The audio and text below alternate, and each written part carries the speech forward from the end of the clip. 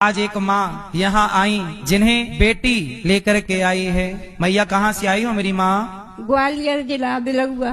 तो आपके घर में कौन कौन है? एक लड़की जो है और एक लड़का था। 5-6 महीने पहले खत्म हो गया। बेटा खत्म हो गया। तो आपकी बेटी आपको क्यों छोड़ने आई है? हमारी वजह से कलह नहीं हुई, इससे हम नहीं चाहते कि हम बेटी के घर रहें। बेटी के घर में उसकी चलती नहीं, उनके सास ससुर की चलती, वो नहीं चाहती। अच्छा, बेटी के सास ससुर नहीं चाहते कि आप वहाँ रहें?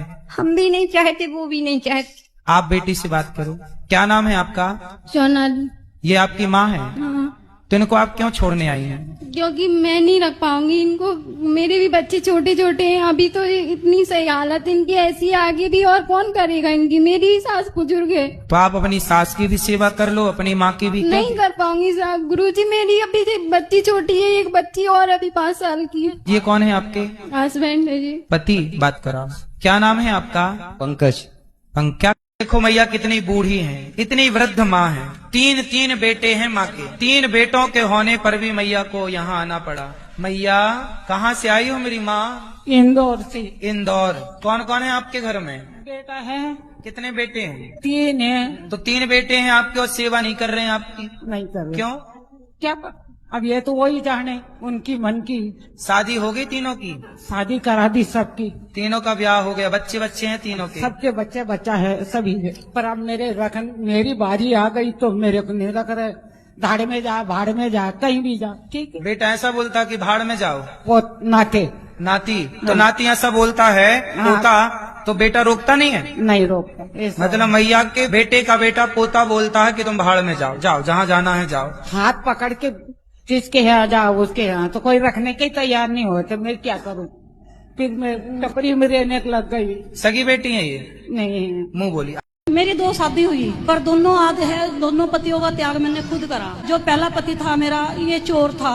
ये फैक्ट्रियों की चोरियां कर रहा था, घर में भी चोरियां करता था।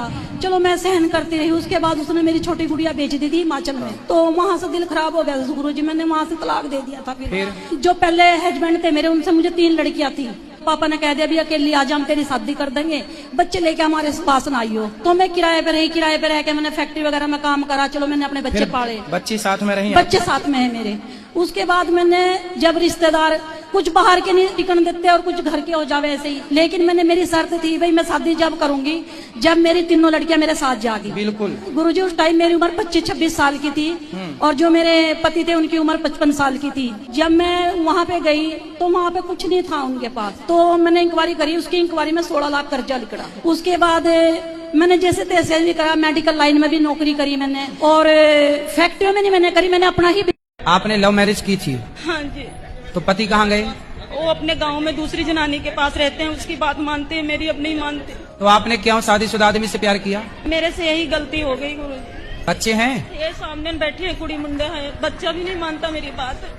तो जब आपने अपने माँ बाप की नहीं मानी तो अब बच्चे से क्या उम्मीद करती हो कि वो माने आपकी?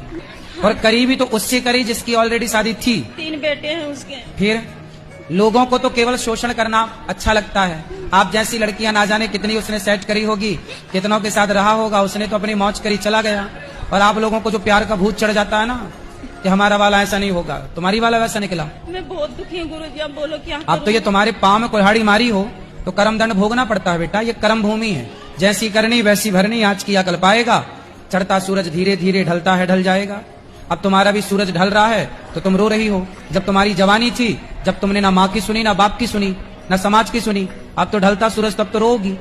इस संसार में अच्छा करने वाले को भी बुराई मिलती ही मिलती है। ये इसका जीता जागता उदाहरण है। आप सिर काट के रख दीजिए समाज के लिए, ये वो लोग हैं कि आपकी खोपड़ी में दाल पका के खा लेंगे, हैं, फिर भी गाली देंगे।